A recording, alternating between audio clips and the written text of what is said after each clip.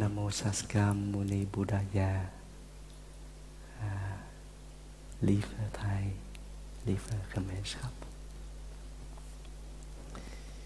Welcome to the retraite, het leven omhelzen. Het is een gelegenheid om bij elkaar te zijn. Om dankbaarheid te tonen aan onze voorouders die deze weg van liefdevolle aandacht begaan hebben.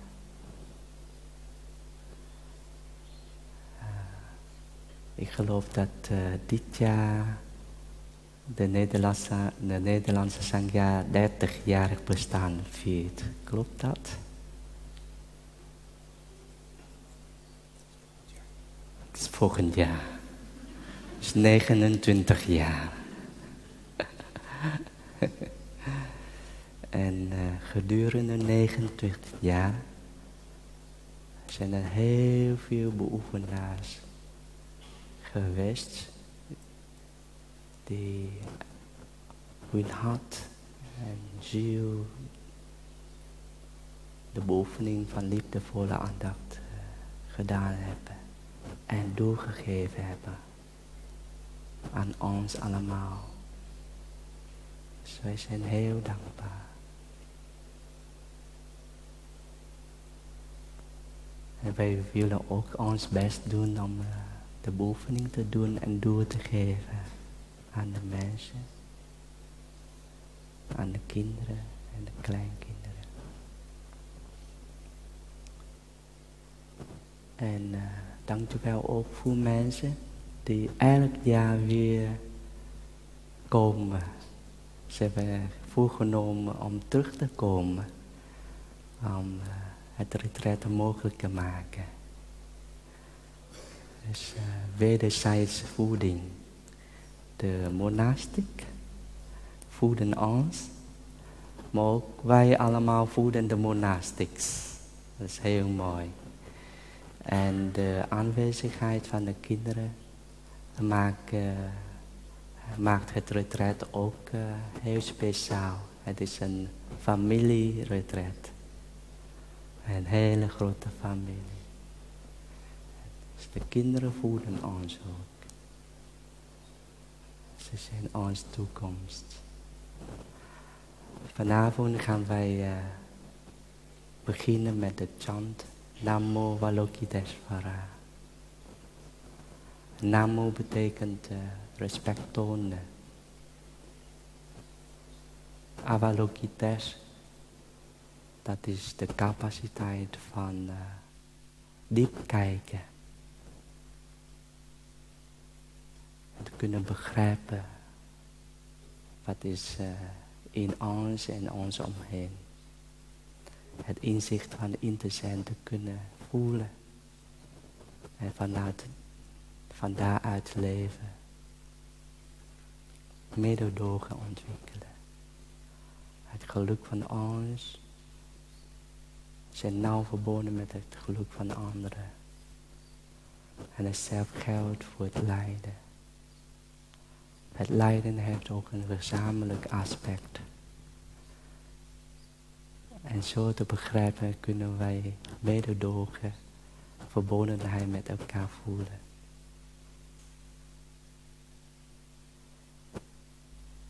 Varaja betekent meester, to master in Engels. En dat betekent dat wij voor onszelf kunnen zorgen. Met liefdevolle aandacht, met concentratie en met inzicht van verbondenheid.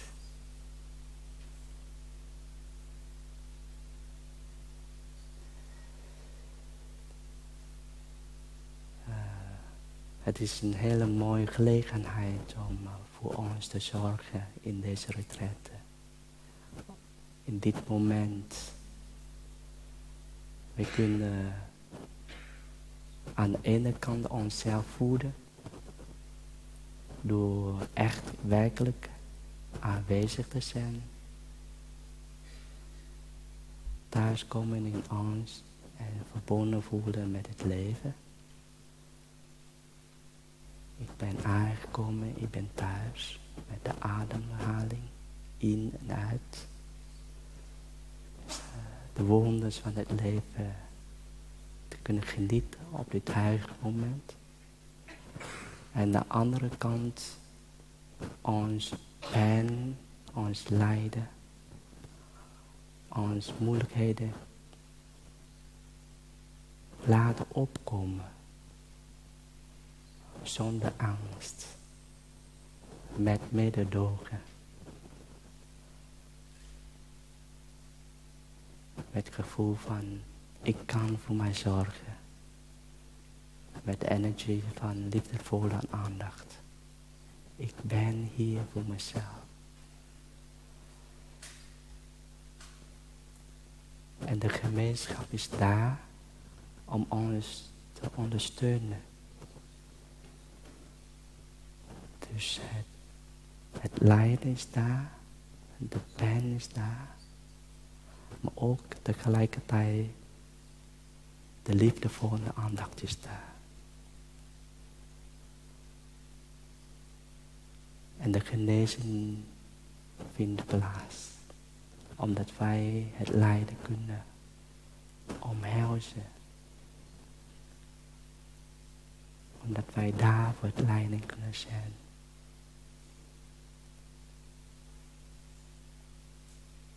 En het lijden heeft heel vaak te maken met onze familie, onze ouders, voorouders. Met onze maatschappij, met het leven ons omheen. Dus met dat inzicht van verbondenheid, kunnen wij meer mededogen ontwikkelen. En dat capaciteit van mededogen ontwikkelen, voedt ons geluk. We voelen meer gelukkig. Ons leven heeft een zin. Het is zinvol. Dus het lijden kan ook heel nuttig zijn. Om ons te helpen groeien.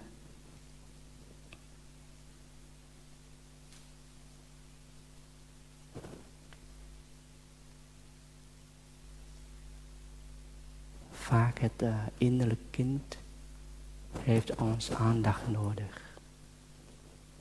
Misschien gewoond. Maar wij zijn vaak niet daar voor het innerlijk kind. Dus vanavond kunnen wij teruggaan naar het innerlijk kind in ons en luisteren. Ik ben hier voor jou. Met onze liefdevolle aandacht. Met de gezamenlijke energie van liefde van de gemeenschap. Ik omhels je.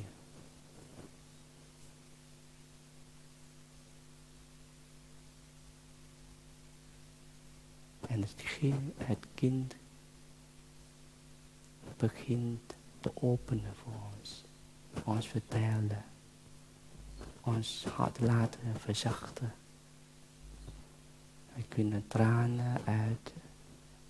Dat is heel gezond. Dat is heel helend.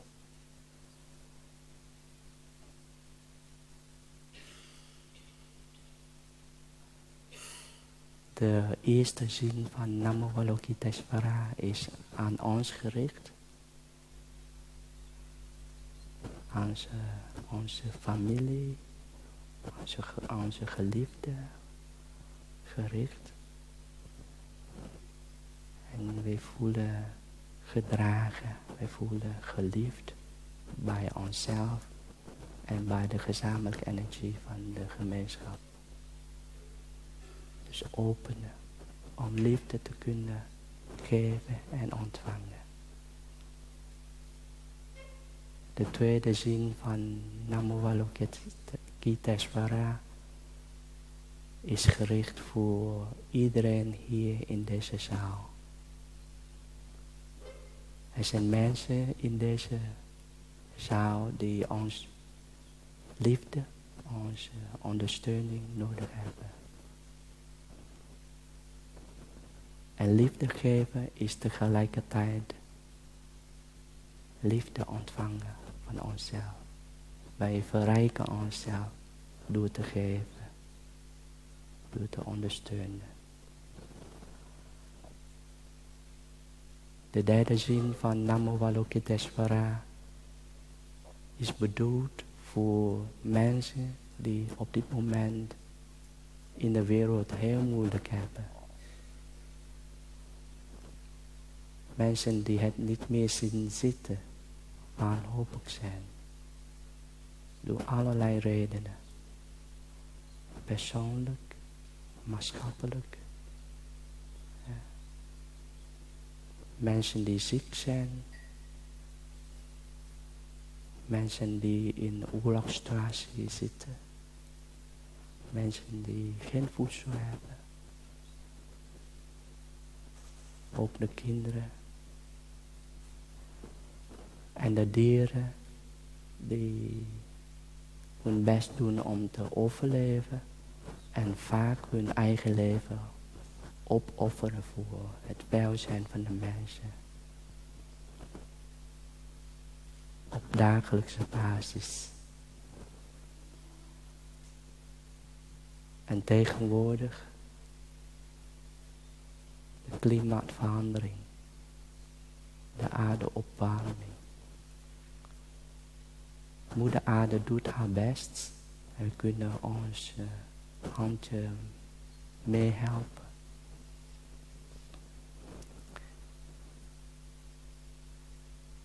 Wij zijn onszelf, maar tegelijkertijd wij zijn ook het milieu voor anderen. Tegelijkertijd wij zijn ook het milieu voor de dieren, voor de planten, voor de mineralen en voor moeder aarde. Iedere van ons is het centrum van de kosmos. Dus wij kunnen heel veel betekenen. Iedereen van ons betekent heel veel. Als wij dat kunnen beseffen in het licht van in te zijn. Dus help mee.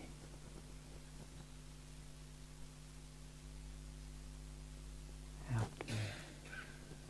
Dus gaan we mooi zitten en genieten van de chant.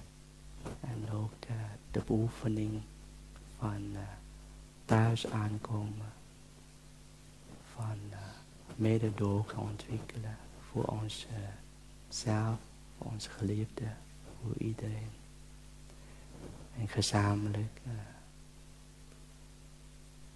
doen wij het. Het is in het teken van dankbaarheid. Wij kunnen het doen. Dankjewel iedereen voor je aanwezigheid. Con kính mời quý thầy quý cô đứng dậy tụng kinh.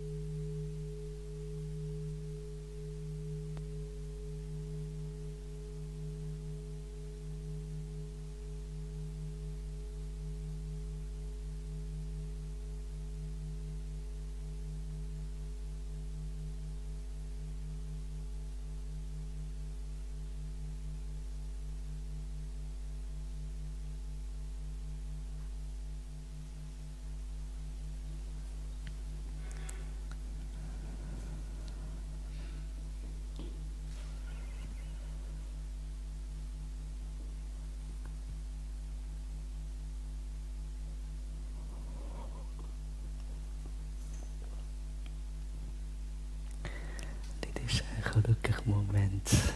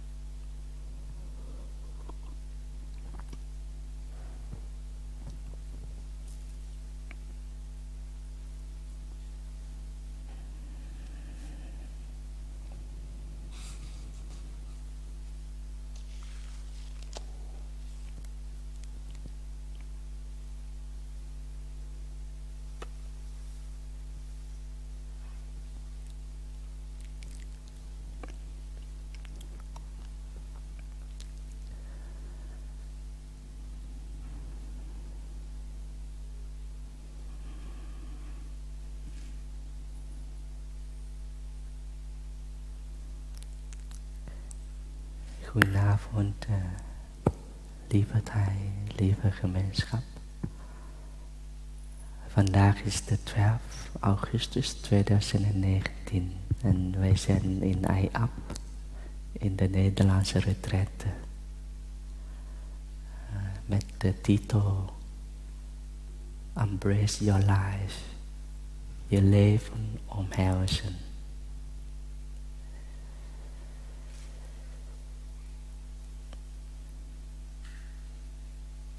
Je kunt zeggen, je ware leven omhelzen.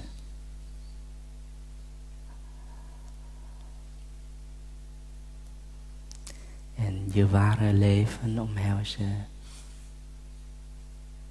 doe je met de energie van liefdevolle aandacht, concentratie en inzicht van verbondenheid, van in te zijn.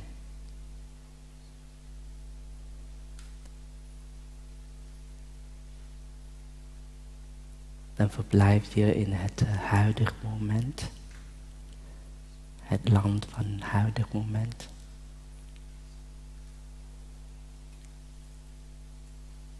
Dan leef je echt, dan leef je werkelijk.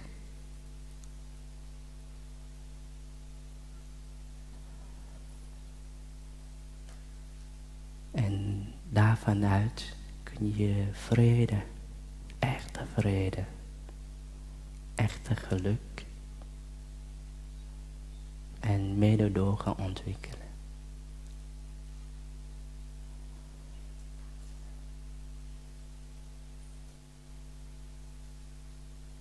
En met die kwaliteiten, dan kun je echt je lijden omhelzen. En het lijden hier heeft te maken met het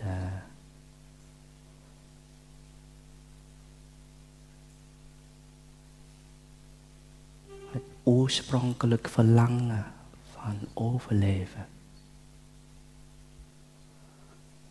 In het Engels, the original desire to survive.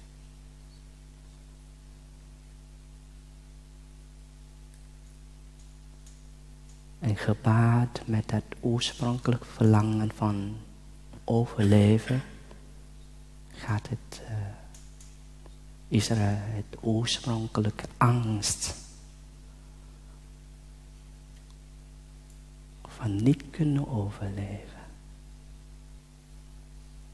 En dat zit zo ingebed in ons. In elk wezen.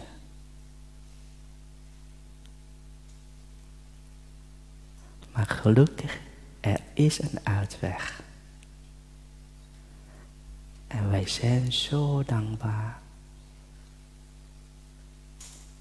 voor onze voorouders.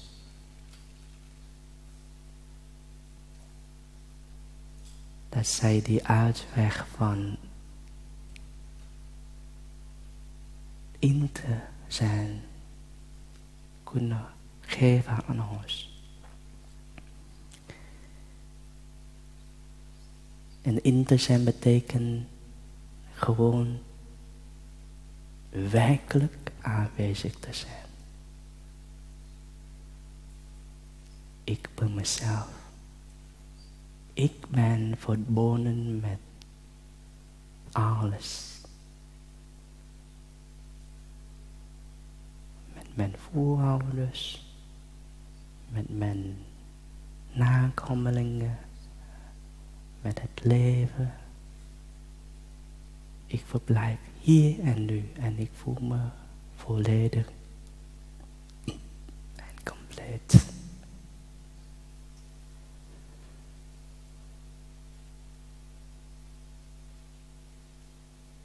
En het mooie is, die twee dingen, aan de ene kant het oorspronkelijk verlangen van overleven, oorspronkelijk angst van niet kunnen overleven, gaat samen met die andere kant van werkelijk hier en nu te kunnen verblijven, verbonden met het leven.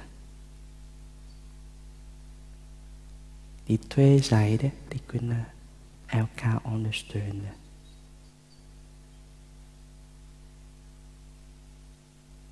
Liefdevolle aandacht voor ons lijden. En ons lijden kan ons begrip en mededogen voeden. Dus het wordt een cirkel. We zeggen in het Nederlands recycling.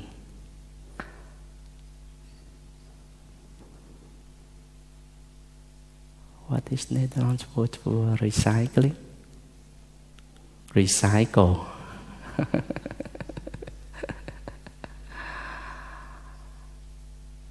Dat is het mooie.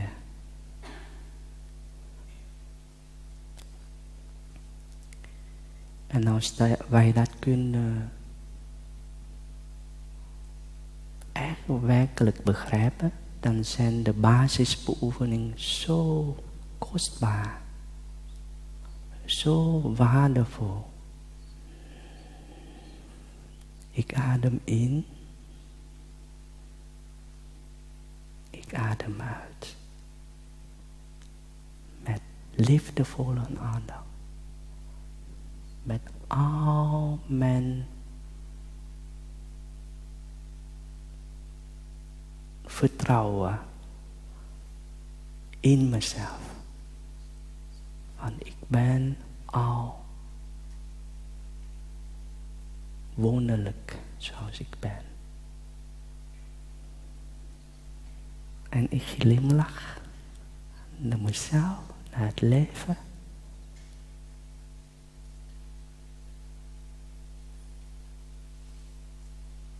Het is al zo wonderlijk.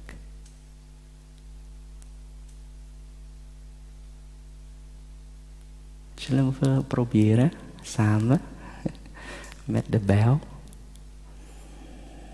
Ik adem in. Ik adem uit. En ik voel me levendig. Ik ben mooi zoals ik ben. Ik verblijf hier en nu. En ik kan ook glimlachen. Iedereen glimlachen. Een beetje moe na lange reis. Maar glimlachen helpt. Ja? Glimlach daarbij.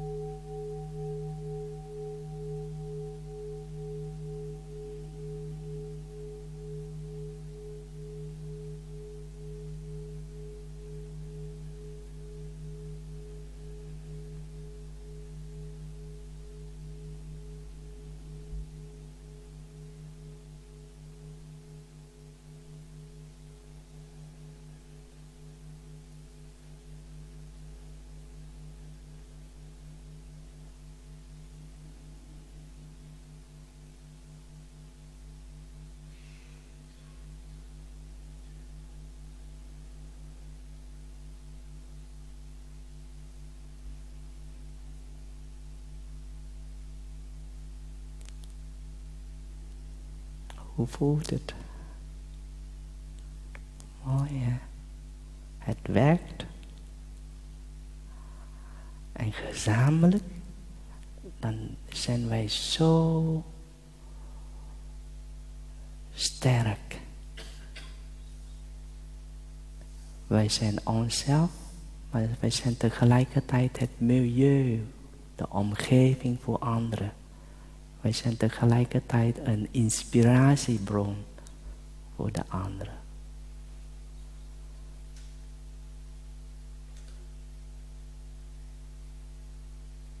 Dus ademen. Ik adem voor mezelf, maar ik adem ook voor anderen. Ik adem voor mezelf. Ik adem ook voor de kinderen.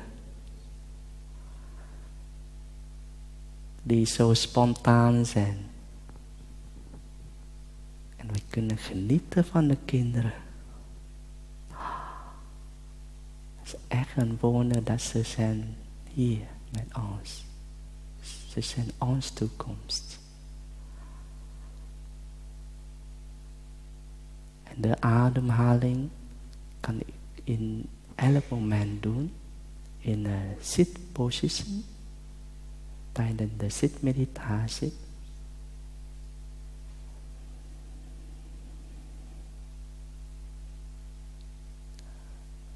Voor sommigen van ons die nieuw in de beoefening zijn.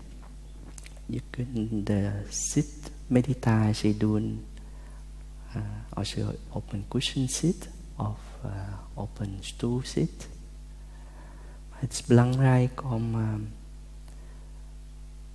onszelf te kunnen gronden. Eén met de aarde.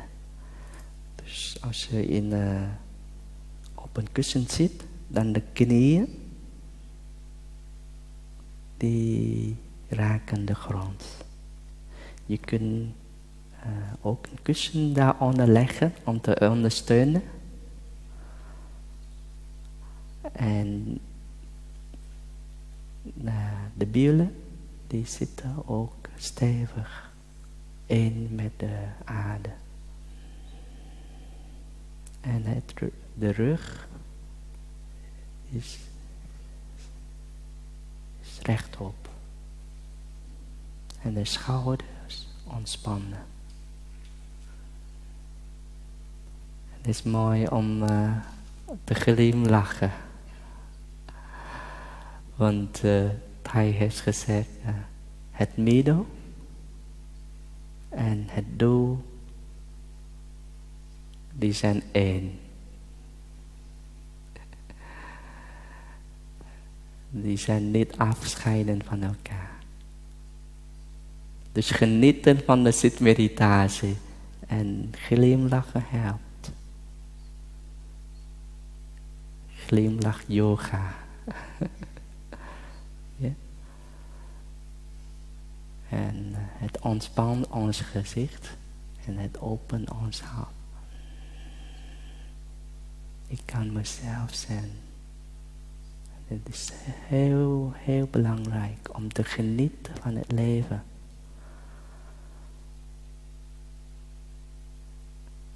En daarvanuit helen.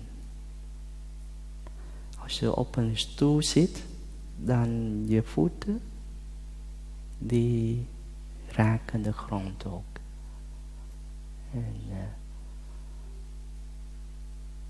ook rechtop zitten en ontspannen.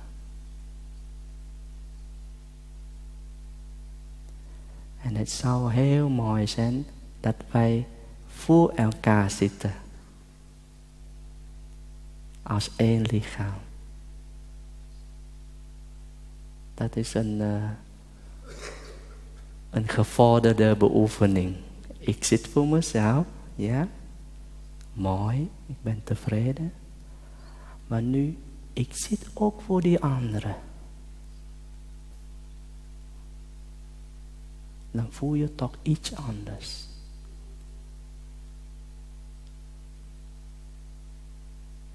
Dan voel je echt, Ik kan voor die ander betekenen. En dat is heel voedend voor ons.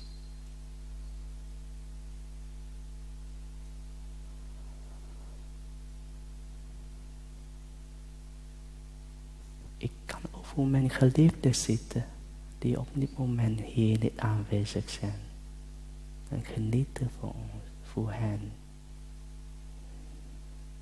Voor mijn ouders, die misschien nog nooit zo gezeten hebben.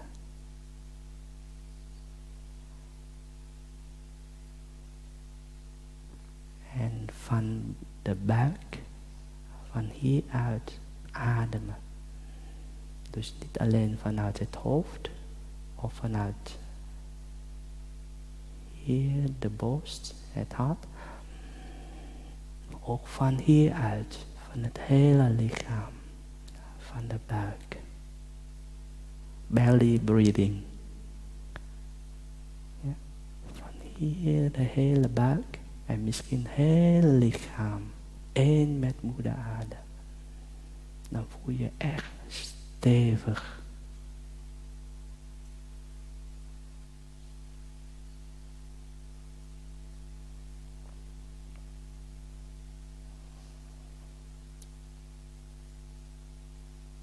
En als wij de bijl horen, de klankenschaal of de activiteit bijl buiten, of zelfs de kerkbijl horen, dan kunnen wij terug naar de ademhaling. In en uit. We kunnen een moment nemen om 3 ademen te halen.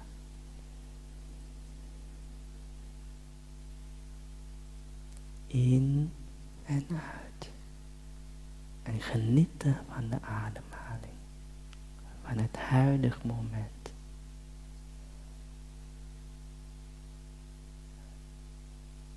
Het kan heel verfrissend zijn.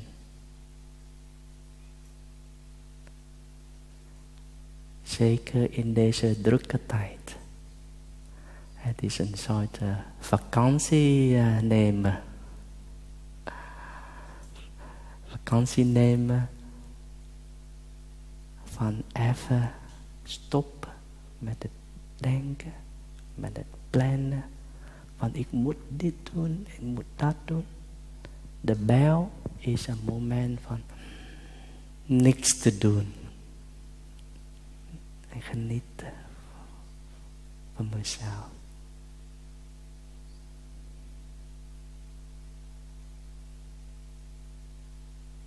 Als wij in een rij staan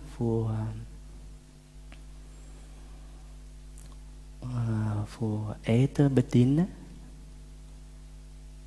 dan is er geen gelegenheid om dat te doen.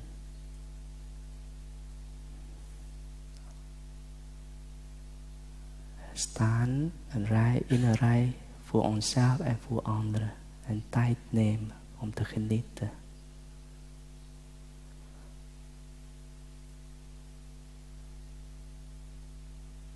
Het eten komt naar ons toe.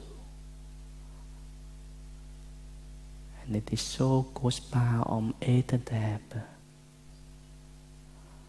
Misschien is het heel vanzelfsprekend voor velen van ons, maar voor heel veel mensen op aarde, het is heel kostbaar om eten te hebben. Dus we kunnen ook voor hen eten. We kunnen voor onze ouders en voorouders eten. Ze hebben misschien honger geleden. Dus eten opscheppen en eten in dat.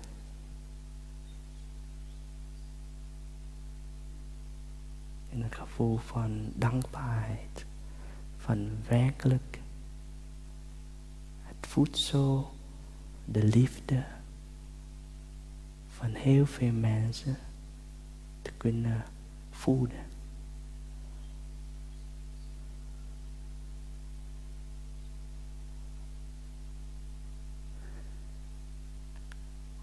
als wij broccoli hebben, dan dit is een mooie gelegenheid om ook onze voorouders in de broccoli te kunnen voelen. Want onze voorouders hebben zo geleefd dat zij de wijsheid van gewassen cultiveren kunnen doorgeven. Van generaties naar generaties. En vandaag hebben wij broccoli. Dus broccoli eten is tegelijkertijd verbonden voelen met onze voorouders. Ze zijn onszelf. En wij voelen heel rijk. Dankjewel, oma, opa.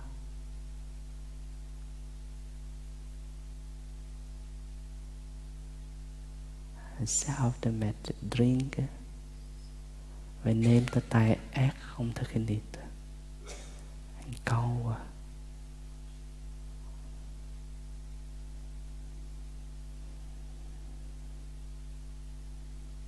Hij heeft een strook gehad. En voor hij is het echt een beoefening om weer te kunnen eten.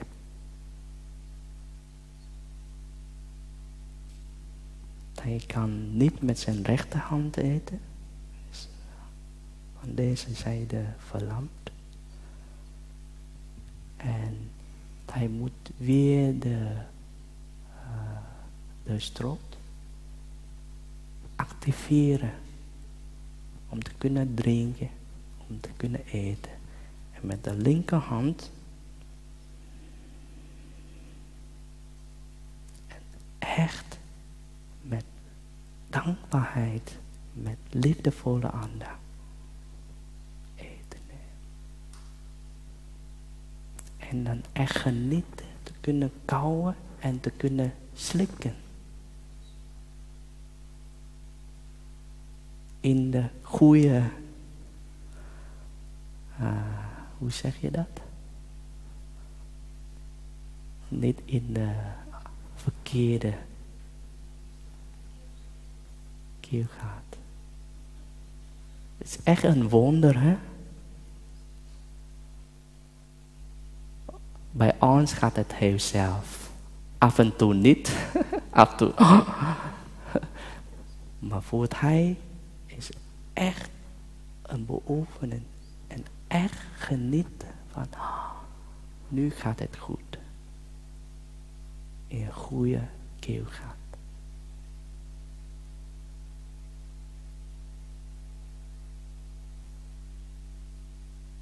En hetzelfde met het loopmeditatie.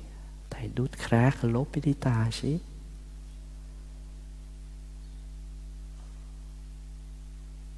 Maar nu zit hij in de rolstoel. Ik kan me nog herinneren. In Upper Hamlet in de zomer.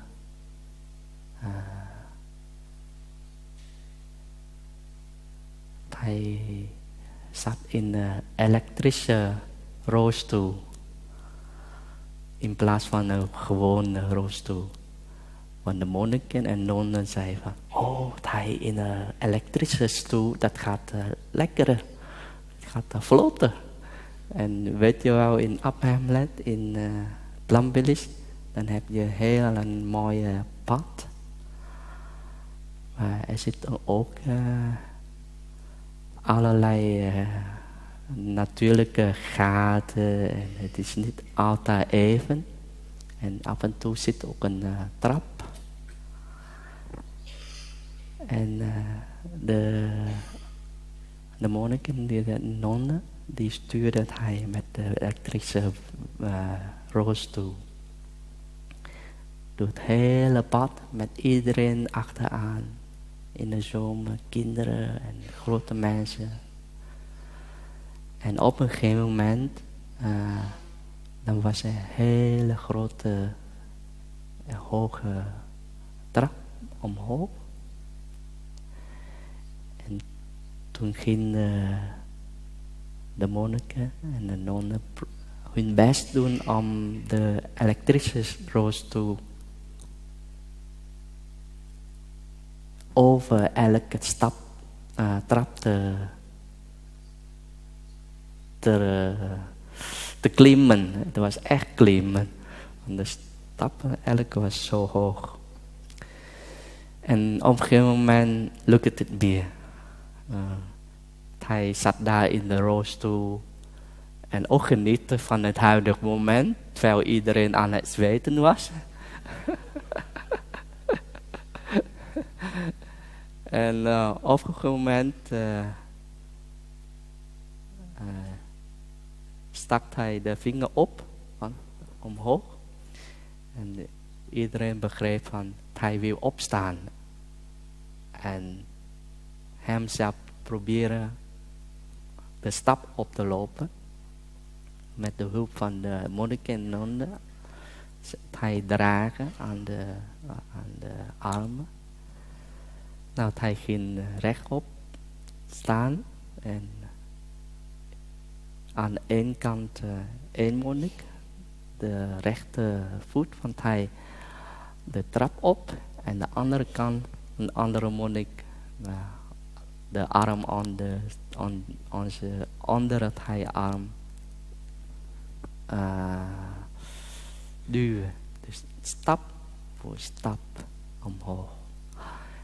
En daar op de heuvel van Upper Hamlet, hij is aangekomen. En het was echt een overwinning. En iedereen was zo blij. En toen ging hij door met het lopen. Op dezelfde manier. De rechtervoet met de hulp van de monnik naar voren. En hij ging zelf met zijn linkervoet naar voren. Dus stap voor stap. En het was echt genieten. Echt van... ik ben aangekomen, ik ben thuis. En sommige mensen waren in tranen. Van, kijk.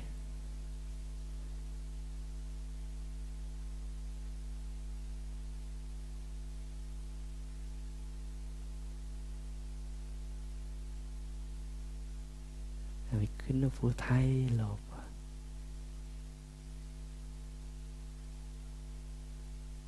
We kunnen voor het heil lopen in deze retraite. De beoefening van Plambilis is gekenmerkt door de kwaliteit van continuïteit. Van ene moment naar de andere. Van ene activiteit naar de andere. Wij bouwen onze liefdevolle aandacht op. Het is net zoals aardappelen koken. Wij houden het vuur aan. Dus als wij van de ene blaas naar de andere lopen, naar een activiteit, het is een gelegenheid om loopmeditatie te genieten.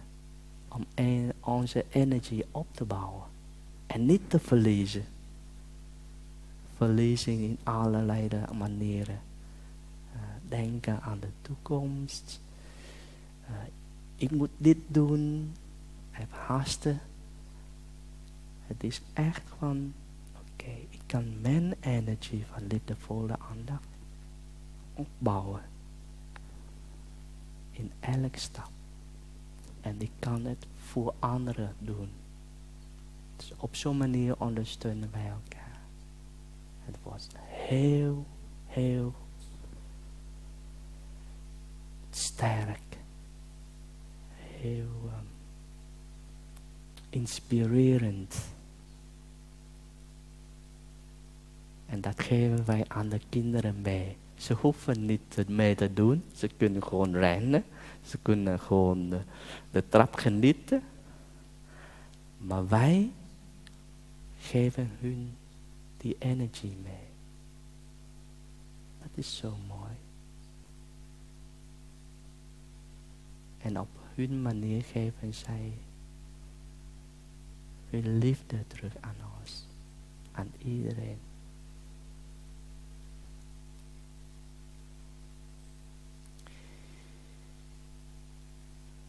Er is een anekdote.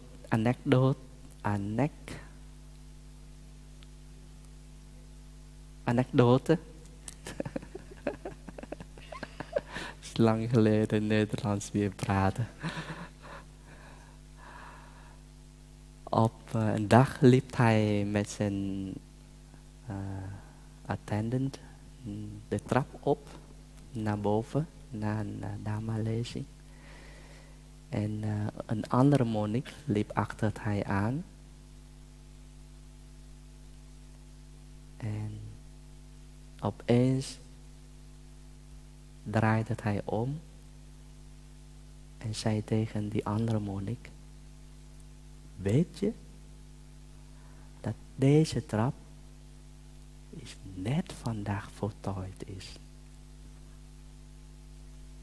Dat is vreemd, hè? Weet je dat deze trap van de EIAB, die mooie, net vandaag voltooid is? En ik geniet. Oh, het is nieuw. En hij geniet. Oh, even genieten. Even dankbaarheid tonen aan de mensen. Heel veel handen die deze trap gemaakt hebben. Maar het is brandnieuw. Net vandaag voltooid. Natuurlijk is het niet waar. We weten, het is al lang geleden gemaakt. Maar hij ziet het met ogen van not the same, niet hetzelfde, not different, niet verschillend. Dus die trap is niet hetzelfde als de trap van gisteren. Ja?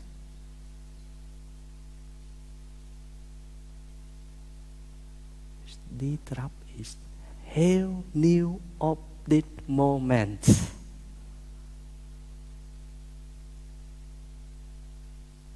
Ja? Wij zijn ook hetzelfde. Wij zijn elk moment nieuw. De inadem en de uitademen gebeuren elk moment. Wij worden elk moment vernieuwend. Zo is het leven. Dus als wij dat kunnen genieten, wauw, dan zien wij het leven met nieuwe ogen. Waking up this morning, 24 hours, 20 brand new hours before me. Dus vandaag wakker worden, zijn er 24 brandnieuwe uren voor mij.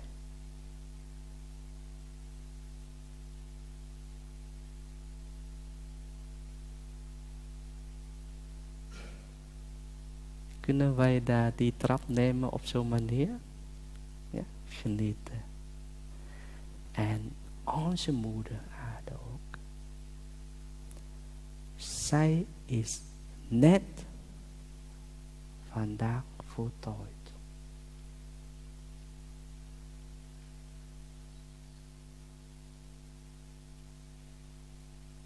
Dus met die brandnieuwe ogen naar onze moeder aan kijken.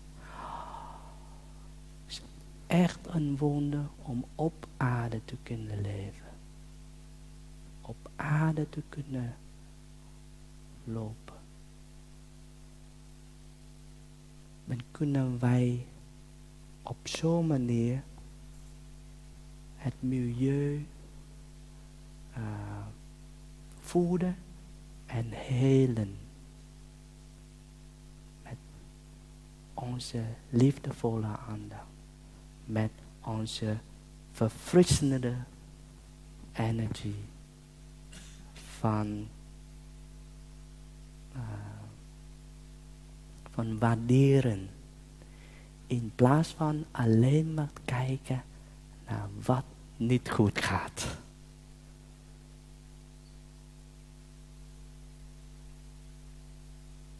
Op zo'n manier kunnen wij onszelf in balans blijven. Innerlijke vrede kunnen bewaren. En helpen. Wij zijn ook het milieu van Moeder Aarde. Moeder Aarde is ons milieu, onze omgeving om te kunnen leven. Maar wij zijn ook het milieu voor Moeder Aarde. Dus wij zijn heel, heel belangrijk. En met loopmeditatie in vrede kunnen wij heel veel kunnen betekenen. Voeden en genezen in elke stap.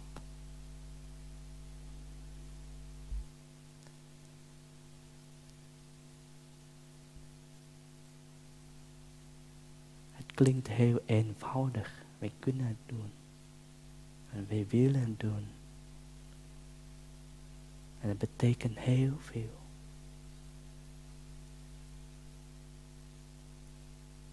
De Moeder Aarde doet ook haar best om te vernieuwen. Elk moment. Voor ons.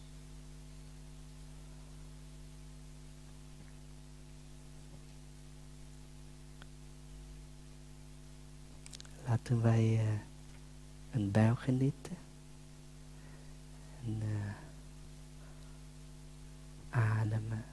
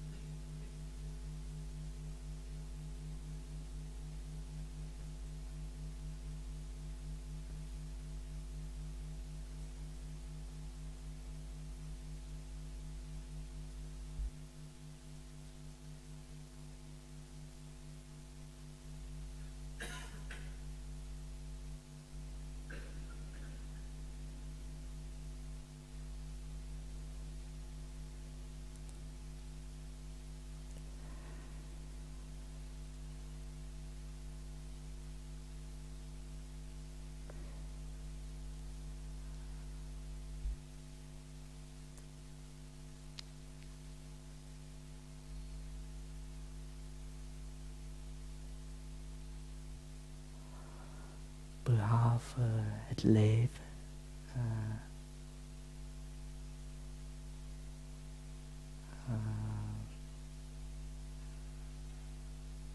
Zogenoemde gewone leven. Dagelijks leven. Leven op aarde. En dan hebben wij nog een ware leven. We hebben nog een ware thuis. Ja, we hebben ons thuis, zogenoemde thuis.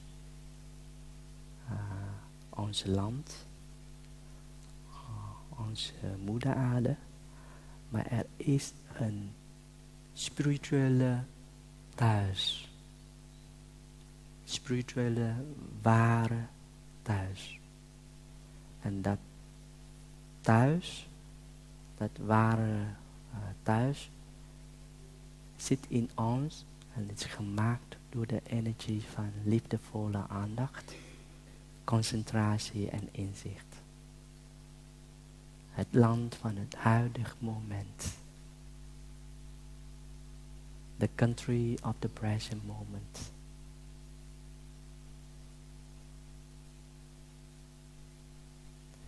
En dat ware thuis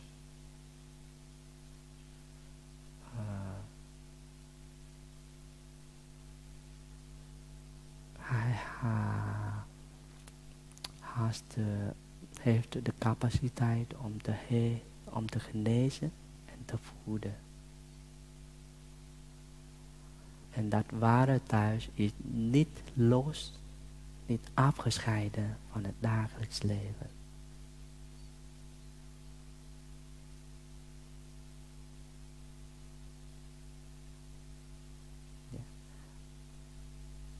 Bij de Chan hadden we beoefening gedaan van er is lijden in ons, er is pijn in ons, maar tegelijkertijd er is liefdevolle aandacht, begrip.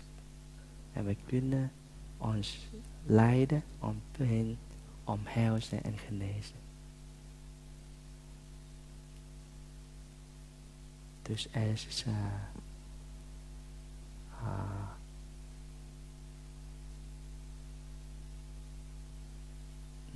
lijden in het leven, maar tegelijkertijd hebben wij het geluk, het innerlijke vrede en het ware thuis waar wij kunnen vertoeven, onszelf voeden en helen.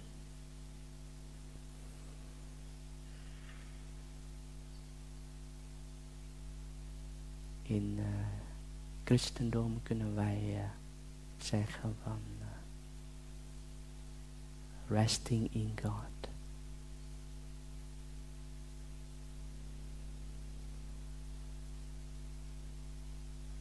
Hoe zeg je in Nederland? Ja, rusten in God. Rusten in God. In ons. En dat doen wij met de beoefening van liefdevolle aandacht, concentratie en inzicht.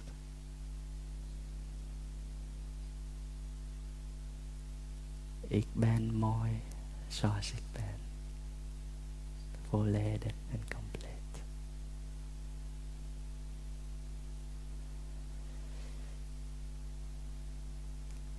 Dankjewel voor onze aandacht. Ik denk dat ik misschien de basisbeoefening over gedeeld heb. En ook de spirit, de geest van dit retreat een beetje gedeeld heb. De komende dagen, de komende dharma-lezingen, beoefeningen, aarde aanraken, 5 aandachtsoefeningen, presentatie, opnieuw beginnen, presentatie enzovoort. Die gaan meer over verdiepen. Ik wil niet alle gras voor de voeten van onze dharma-leraar wegmaaien. Dus, het is ook niet bedoelend.